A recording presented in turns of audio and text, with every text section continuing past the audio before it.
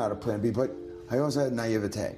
You could go to a club at 16, back in the day when licenses were made of paper, and you could use a little bit of whiteout. I'm laughing because we did it in New Jersey. We probably had the same license. You know, and you just mush your hand across a little bit and hold that paper license up, and it was up to the bouncer. You know. Jon Bon Jovi spent 40 years as the face of rock and roll romance. The man who wrote Livin' on a Prayer married his high school sweetheart in secret. But in April 2024, he sat down for an interview and said something that made headlines around the world. He admitted he got away with murder. He mentioned 100 girls, and he called it an arrogant cliché. What really happened behind closed doors? Why did Dorothea stay after everything? And what did that confession actually mean? The truth is messier than any love song he ever wrote. Jon Bon Jovi was born as John Francis Bon Jovi Jr. on March 2, 1962, in Perth Amboy, New Jersey. And from the start, his life carried a certain grit. Both of his parents had served in the United States Marines, which meant the house was built on discipline, hard work, and a kind of toughness you do not learn from books. His father, John Francis Bon Jovi Sr., born in 1930, came home from service and worked as a barber. His mother, Carol Sharkey, born in 1940, carried a fire of her own and once said the Marine Corps was nothing compared to her childhood. Later, she became a florist and ran different businesses over the years, and while the family stayed working class, she never let their spirit shrink. John grew up with two brothers, Anthony and Matthew, in a home where you learn to stand your ground, but you also learn to show up for your people. There was another side to his mother that made their story even more unusual, because Carol had lived a life that felt like it belonged to a movie. In the early 1960s, she became one of the original Playboy bunnies at the Manhattan Playboy Club on 57th Street, which opened in 1962, the same year John was born. She worked around women who later became famous, and she even crossed paths with big celebrities, including Frank Sinatra, which John later called a cool chapter of her life. Still, none of that glamour turned their home into something fancy. She and John's father met while both were enlisted, and after that, they built a modest life, raising 3 boys and handling whatever came their way. Many years later, Carol stayed close to John's world too, even helping shape the fan community by founding and running the band's official fan club, which is why fans called her Mom Jovi. She passed away in July 2024, only 3 days before her 84th birthday, and John described her as a force to be reckoned with, which fits the way she seemed to power the whole family forward. That drive showed up in John early, and it showed up loud. By 1974, when he was only 12, he formed his first band, often remembered as Rays, and he jumped straight into a school talent contest with the kind of boldness you cannot teach. The funny part is, they finished last, but he did not fold. He kept going, because losing once did not feel like a stop sign to him. Around that same age, he started learning piano and guitar, teaching himself Elton John songs, and instead of seeing music as a hobby, he treated it like a destination. He was still a kid, yet he was already hanging around local New Jersey clubs, carrying this steady belief that he was going to become a rock star. Not someday, but for real. As the years moved, the pieces started clicking into place. At 16, he met David Bryan, born David Bryan Rashbaum, and they formed an R&B cover band called Atlantic City Expressway. They were minors, but they still played regularly in New Jersey clubs, and that tells you how hungry they were. John kept bouncing through early band setups too, including a group called Jon Bon Jovi and the Wild Ones, and he played places like the Fast Lane. He was building stage time, building nerve, building the kind of comfort that comes only when you have played through nerves so many times that the nerves stop winning. Then high school gave him something else that mattered just as much as the music. And it happened in a very ordinary way. Jon started at St. Joseph High School in Metuchen, New Jersey, for freshman year, but he was asked to leave before finishing sophomore year. And whatever the reason was, it pushed him onto a new path. He transferred to Sayreville War Memorial High School in Parlin, and in 1980, he met Dorothea Hurley. The moment became famous later because Jon admitted he was struggling in history, and she let him cheat off her. He said in an interview years later that he was drawn to her from the minute he saw her, and that feeling never changed. It is almost funny that something so simple, two teenagers in a classroom and a history grade on the line, became the start of a love story that would outlast fame, tours, and decades of noise. They came from the same kind of New Jersey life, and that shared background mattered more than people realize. Jon was not raised like a superstar, and Dorothea was not raised to be impressed by one. She knew the real person before the posters, before the headlines, before the screaming crowds made everything feel larger than life. Dorothea also had her own strength, and it was not just emotional strength. She trained in karate, became a serious martial artist, and later reached a 4th-degree black belt and worked as a karate instructor. Profiles from the early 1990s even mentioned her national ranking at the time, and Jon talked about her like someone you do not mess with. That independence became part of what held them steady, because she was never going to be swallowed by someone else's spotlight. Still, love does not move in a straight line, especially when ambition is in the room. In 1985, they briefly broke up after being together for years, and it happened right when Jon's career pressure was rising. During that separation, he dated actress Diane Lane for about 5 months, and for a moment, it looked like Jon and Dorothea might truly be over. Yet the space between them ended up showing what they were to each other, and they found their way back. Dorothea later spoke about it like a life lesson, not a life ending. And maybe that is why they returned stronger.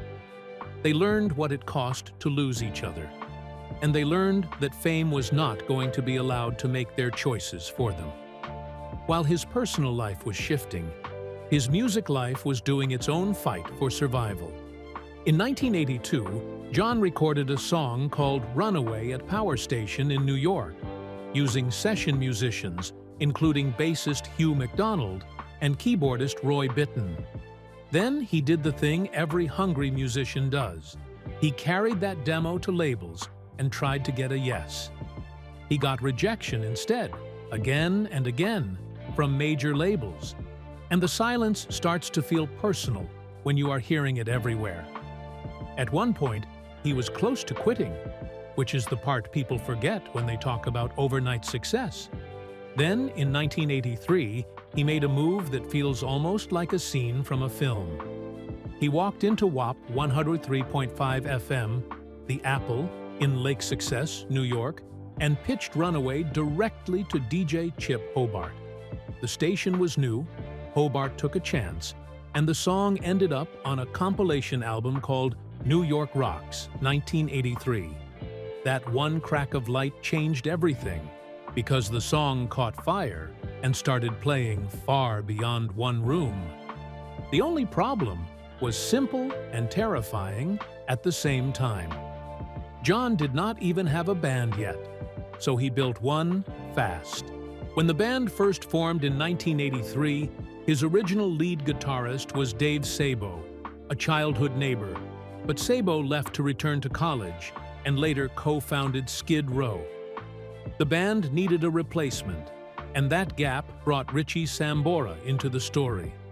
Richie had been connected through Alec John Such, and the timing was wild because Richie had been out in Los Angeles auditioning for Kiss. When he came back, he went to see Jon's band, played, and Jon hired him that same night. The energy was so immediate that they went back to Jon's mother's house and wrote 2 songs right away, Come Back and Burning for Love. both of which ended up on the debut album. It was not just a hiring, it was a chemistry lock. And that sound became part of what people would later recognize in a second. Even with the band in place, the early years were not glamorous. Their debut album came in 1984. Then their second album, 7800 Fahrenheit, was recorded in harsh conditions and released on March 27, 1985. Between January and March of that year, while recording in Philadelphia, the whole band lived together in a cramped apartment, sleeping on the floor, freezing through a brutal winter. The heat did not work right, the fridge was nearly empty, and they were trying to build a future while their bodies were shivering in the present. They finished the album in about 6 weeks, and even though it did not explode right away, it kept them moving forward. And sometimes staying in motion is the only victory you get at that stage. Touring helped, but it did not solve everything. They opened for bigger acts, played hard, and still lived tight. Jon even said later that original bands were not making money in that time, and it was true for them. There were moments when Dorothea could not even join him on tour because the money simply was not there. That kind of pressure can break people, but it can also weld them. And in their case, it welded the band, and it welded Jon's hunger to the work. Then 1986 arrived. The door finally swung wide. On August 18, 1986, they released Slippery When Wet, their third album, and it turned their struggle into a stampede. Most of the writing happened in Richie Sambora's mother's basement in New Jersey, with Jon showing up like a man on a mission, even bringing pizza to get the day started and working until evening. Recording sessions took place from January to July 1986 at Little Mountain Sound Studios in Vancouver with producer Bruce Fairbairn, and the result landed like thunder. The album hit #1 on the Billboard 200 and held that spot for 8 straight weeks, and it became the best-selling album of 1987 in the United States. Over time, it reached massive sales and major certifications, and suddenly, the band that once froze in an empty apartment was filling arenas. A big piece of that explosion came from how they wrote, because they pulled in songwriter Desmond Child after learning he had co-written Kiss's hit, I Was Made for Lovin' You. When Desmond joined Jon and Richie, the first day together produced You Give Love a Bad Name, and that song became their first #1 hit. Desmond also co-wrote Livin on a Prayer, and the story inside it, working-class people holding on to hope, matched the way Jon's world had actually felt. The wild part is Jon was not fully sold on Livin' on a Prayer at first, and he only changed his mind when the band built the arrangement into what we all know now. That is how close success can sit to doubt, even in the same room. With that era, they became more than a band. They became a global moment. Tours stretched across countries, arenas filled night after night, and Jon became the kind of face that fans treated like a dream you could almost touch. It is the kind of fame that can swallow your private life if you let it, which is why what happened next shocked everyone. On April 29, 1989, Jon and Dorothea secretly eloped in Las Vegas, right at the peak of everything.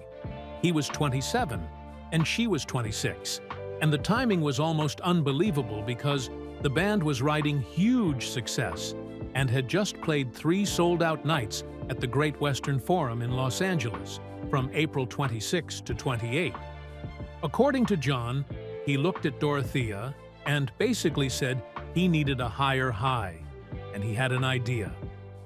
Go to Vegas now. She answered like a normal person would, asking if he meant right now, and he meant right now. They got married at the Graceland Wedding Chapel without telling the manager, the band, security, or even their parents. They did not even have rings, and one version of the story says the cab driver served as the witness. When the news hit, it created chaos, and Jon later said it shocked everybody. People around him feared it would hurt the band's image, because in that era, the industry loved selling the fantasy of the available rock star. Jon had to stand his ground and defend the choice, because to him it was not a brand move. It was his real life. Bon Jovi's life on the road looked shiny from far away, but up close, it worked like a machine that never stopped. From 1984 to 2015, they ran through 14 major tours, and many of them stretched for about 18.5 months at a time. The shows didn't just stay in one corner of the world either. They crossed 52 countries, again and again, until the calendar stopped feeling real, and every city started to blur into the next one. One tour in particular, the New Jersey Syndicate Tour from 1988 to 1990, became the kind of thing that sounds heroic until you imagine living it. It packed in 237 shows across 16 months, and by the end, the band wasn't just tired, they were emptied out. After the final show in Mexico in February 1990, Richie Sambora admitted they were so drained they could barely speak to each other, like their brains had simply shut down. That level of exhaustion didn't fade after one good night of sleep. It sat on them. It pushed them into a long break, because the truth was simple. They had run themselves into the ground, and they could feel it. And while the crowd kept cheering, another part of the story was quietly forming in hotel rooms, backstage corners, and late nights when the noise finally stopped. In that world, Jon Bon Jovi wrote Bed of Roses, and fans heard it as a heartbreaking love song. The timing matters here, because the song came out on January 11, 1993, and it landed as one of their most emotional ballads. But the feeling inside it did not come from a calm, peaceful place. Jon wrote it in a hotel room while dealing with a brutal hangover, and the words carried guilt he could not smooth over. It sat on their album Keep the Faith from 1992, and later Jon called it his most autobiographical song, because it was not just romance on paper. It was confession hidden in melody. By then, he had already married Dorothea in 1989, his high school sweetheart, the one steady part of his life. Yet the road had its own rules, and fame brought temptation like it was part of the job description. That is why lines like wanting to lay someone down in a bed of roses while sleeping on a bed of nails hit so hard. It was the sound of someone trying to enjoy the party while feeling torn in half, because his heart was still pointed back toward home. For years, people argued about what was true and what was rumor, until Jon finally stopped dodging it. In 2006, 17 years into his marriage, he gave his first clear public admission in an interview with the Irish Examiner. He said rock comes with a destructive image and hedonism, and he admitted he had his fun and he had lapses with other women. He did not wrap it in a pretty apology. He framed it like a normal part of the music business, and that blunt honesty shocked fans who thought he was the rare rock star who never crossed the line. Still, Dorothea stayed, and that part matters too. Jon later said their marriage survived because he never pretended to be a saint, but he also tried not to be foolish enough to destroy his home life. It sounds like a careful sentence, the kind people say when they are trying to explain a mess without letting it swallow the whole story. Then, decades later, he went even further. On April 29, 2024, Jon sat down with Michael Strahan for an ABC special titled Halfway There, and he looked back at the 80s with a kind of tired truth. He said he got away with murder, and he leaned into the old rock star image, even mentioning there may have been 100 girls in his life. The line spread fast because it was shocking and it sounded proud at the same time. Soon after, in a June 2024 Guardian interview, he called it an arrogant cliché and suggested he misspoke, which only added another layer to the moment. He also revealed something that explained why his marriage always felt like a secret miracle in the middle of so much fame. When he married Dorothea in Las Vegas in 1989, management was furious because they wanted him to look single, like a fantasy that could sell tickets and posters. The marriage surprised almost everyone, including people close to the band, because it did not fit the image they were trying to keep alive. That tension between image and real life never really went away, and you can see it even more clearly when the family grows. On May 31, 1993, Jon and Dorothea welcomed their first child, Stephanie Rose Bon Jovi, in New Jersey, right during a heavy period of his career. The early 90s came after that crushing 1988 to 1990 tour and the break that followed, so the timing felt like a shift. He was still a rock star, still on the move, still surrounded by attention. But now he was also a father. And that changes the weight of every choice. He wrote, "I've got the girl for baby Stephanie." And later, she even danced to it on stage with him when she was 7, which sounds sweet, and it was. But it also shows how hard he tried to blend two worlds that never truly fit together. As the years rolled on, the family expanded, and the balancing act got harder. Jesse James Lewis arrived on February 19, 1995. Then Jacob, known as Jake, was born on May 7, 2002. Their youngest, Romeo John, came on March 29, 2004. By then, the gap between Stephanie and Romeo was 11 years, which meant Jon was living in two different parenting eras at once. Teen moods on one side, toddler needs on the other. At the same time, touring still kept pulling him away for long stretches, and he later admitted he left for tours, kicking and screaming because he would rather be home. Dorothea helped keep their life grounded in small, stubborn ways. She avoided turning the house into a fan club, and she did not point at the TV and say, "There's Daddy," like his fame was a toy. They tried to eat dinner together whenever they could, because normal moments were the only way to keep a normal life. And sometimes, the kids reminded him that fame did not automatically impress the people who knew him best. Two of the younger boys once turned down going to his concert, basically saying no thanks. And Jon admitted it kept him humble, because it forced him to remember who he was at home, not just who he was on stage. As the children grew up, their lives started building their own headlines, and Jon's story became connected to theirs in new ways. In early 2018, Jesse partnered with his father and French winemaker Gérard Bertrand to launch Hampton Water. The rosé took off fast, selling out quickly at the start, and in its first year, Wine Spectator ranked it the #1 rosé in the world and number 83 overall on their top 100 wines of 2018 list, giving it a 90-point rating. It was a different kind of success, not built on guitars and screaming crowds, but it still carried the same family name.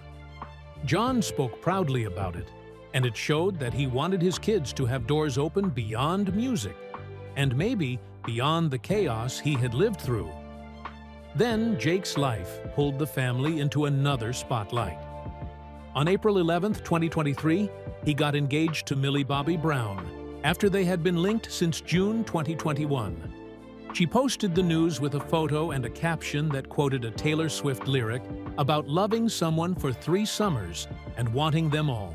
They were young, and the attention was huge, and yet they kept parts of it private. They reportedly married in an intimate ceremony in May 2024 with close family there, including Jon and Dorothea, and later held a bigger celebration in Tuscany in 2025. Jon gave his blessing, called Millie wonderful, and even joked that he was not very familiar with Stranger Things because it was more for another generation. In a strange way, it echoed his own early marriage story, because once again there was love on one side and a public image on the other, and the family had to hold both. Through all of this, Jon kept returning to the same truth, even when it made him look flawed. He admitted fatherhood changed him, but temptation stayed close on tour, and he did not always resist it. He said he tried to avoid choices that would destroy the home, which sounds like a boundary drawn in a storm, but it was the line he believed kept his marriage standing. Then came the night that turned fear into something real and immediate. At 1:51 a.m. on November 14, 2012, police responded to a 911 call at Dunham Hall, a large dorm at Hamilton College in upstate New York. The student found unconscious was 19-year-old Stephanie Rose Bon Jovi. She had apparently overdosed on heroin and was taken to a local hospital. Officers found a small amount of heroin at the scene, and after a search, they found more drugs and paraphernalia in the room, including marijuana. Friends later said they had worried about her drug use for some time and had tried to get her into rehab, but she would not listen, and sometimes she disappeared for weeks. Stephanie and another student, Ian Grant, were arrested and charged with drug possession-related counts. Ian was reportedly the one who called 911, which likely saved her life. And the next day, November 15, 2012, prosecutors dropped the charges. They were protected under New York's Good Samaritan 911 law, signed in July 2011, meant to encourage people to call for help during overdoses without fearing prosecution for small amounts of drugs. For Jon, none of the legal details mattered as much as the phone call. Around 2 a.m., he got what he later described as the worst call ever, his daughter calling from a hospital near her college. He said her first words were, "I'm all right." And even that small sentence carried terror inside it, because it could have gone the other way. In interviews later, he called it horrible, the worst moment as a father, and you could hear how close it still sat to his chest. He told her to wake up, shake it off, put her shoes on, and come home. Because when fear hits, a parent's instinct is to pull their child back into safety.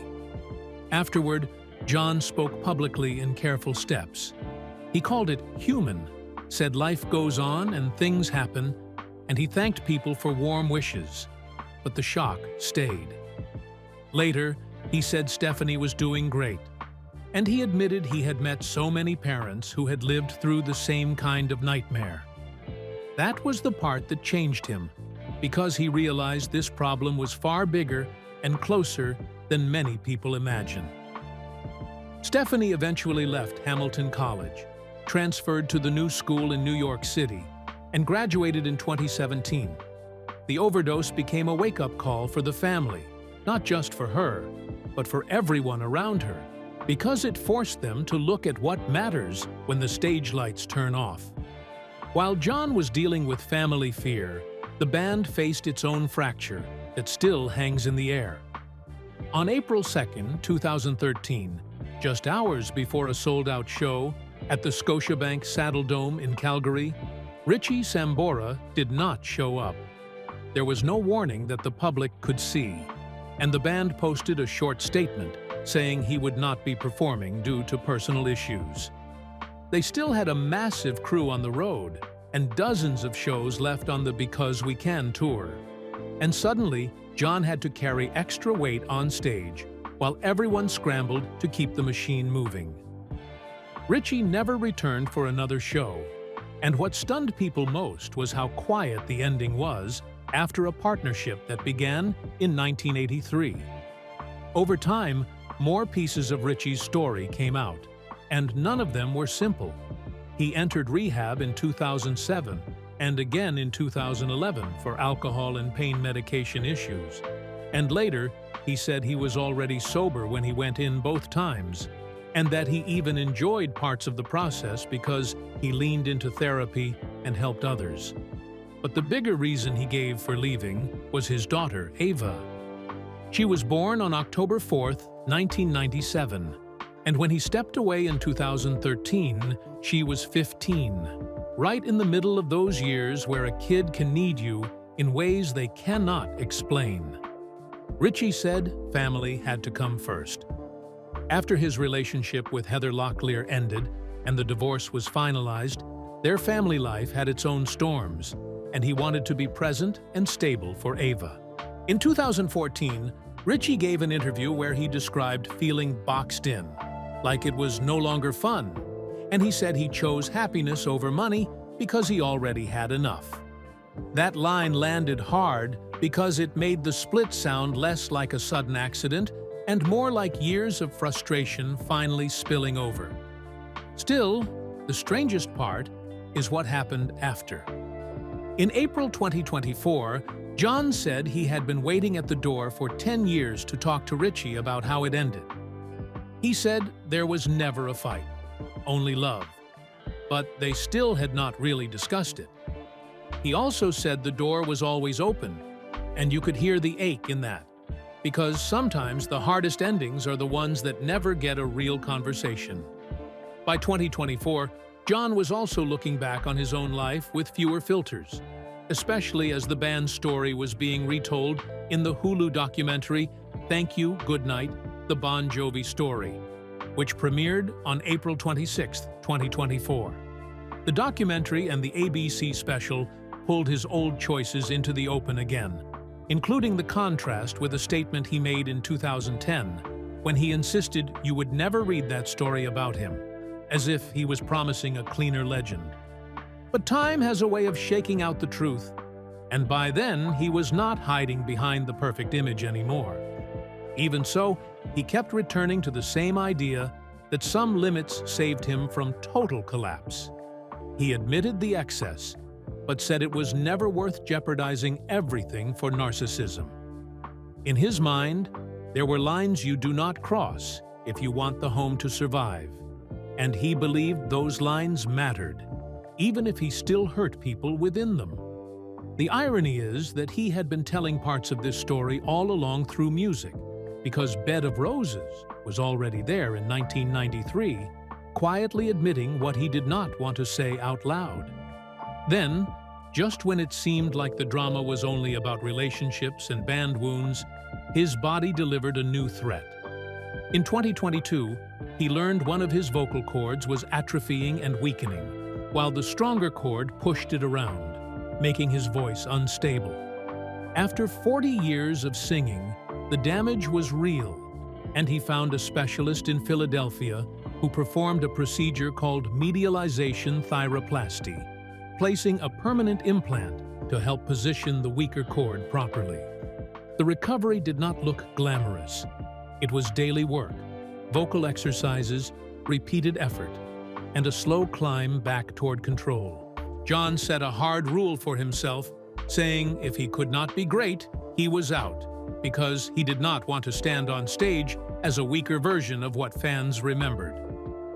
That comeback became official on October 23, 2025, when Bon Jovi announced the Forever Tour, their first tour in 4 years, tied to their 2024 album Forever.